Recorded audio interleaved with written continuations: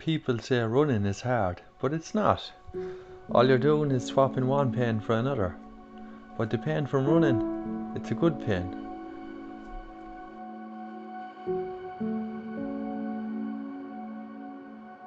And it's called Heartbreak Hill for a reason, because it is brutal. But you talked about that inspiration factor. The crowds were there to support. When I qualified for the Boston Marathon, everything I read about it was Heartbreak Hill this and Heartbreak Hill that. But when I went over, I was running up it, and there was thousands of people cheering my name. That's not heartbreak, I was thinking. This is pleasure. The hill I grew up on, that's the real Heartbreak Hill. Growing up, when you don't have much, all you have is your hopes and your dreams. And a lot of young people I grew up with, a lot of them had their dreams taken away from them.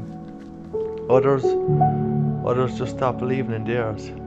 And when you stop believing in your dreams, stop believing in yourself, it can be a dangerous time in your life. It took me 35 years to start believing in myself. I guess I got lucky. Sometimes when one dream dies, another one comes and takes its place. And that's what happened to me with running.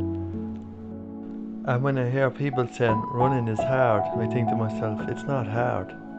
Hard is walking along the Shannon River, looking for someone who never came home. Hard is closing the casket on someone for the final time, someone that had their whole lives ahead of them. And growing up in Southill, a lot of families had to do that. Anytime I'm training for a big race now, I always jog through Southill.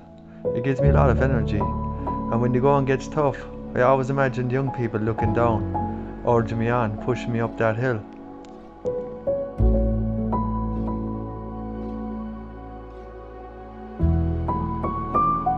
Back in the early 80s, a lot of young people from Southill went to Boston.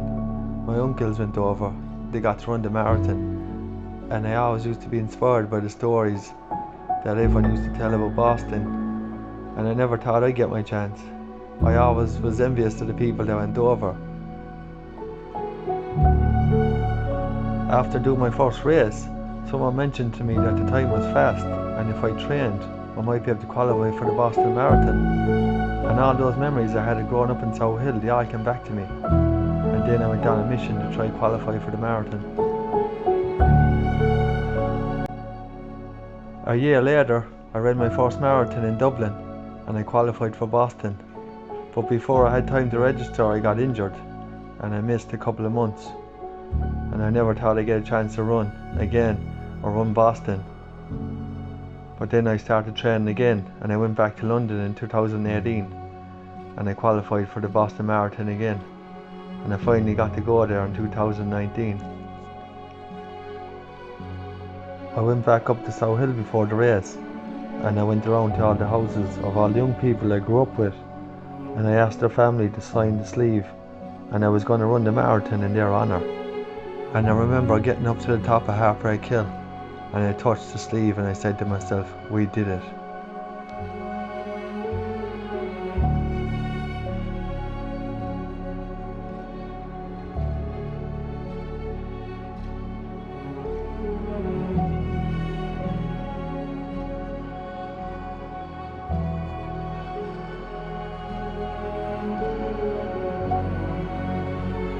A year later, my uncle who had run Boston passed away, and I made a promise to his family at the funeral that the next time I go back to Boston, I'm going to run it in his memory. And I went back last year, and I ran 2:27, and I was the first Irishman home. And this time when I got to the top of Heartbreak Hill, I just put my hands up and said, yes, we did it again. When I think back now to 2015, when I woke up one morning and was looking down at my feet, and said, I need to change something in my life. I think someone up there was looking down at me and said, John, we've got something else for you. And that something else was running.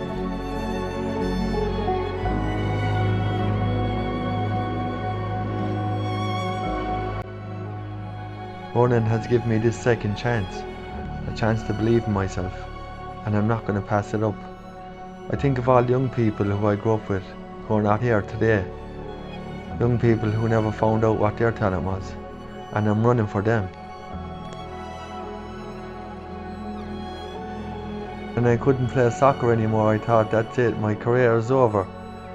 I'm never going to make my kids proud of me when they're born and when they come along. Little did I know, I'd be running for my country in a few years, and my kids are going to see me running in Tokyo. So my message to you is, even if you don't believe in yourself, we've all got something good inside us. And if you're lucky enough, you'll find out what it is. So don't give up.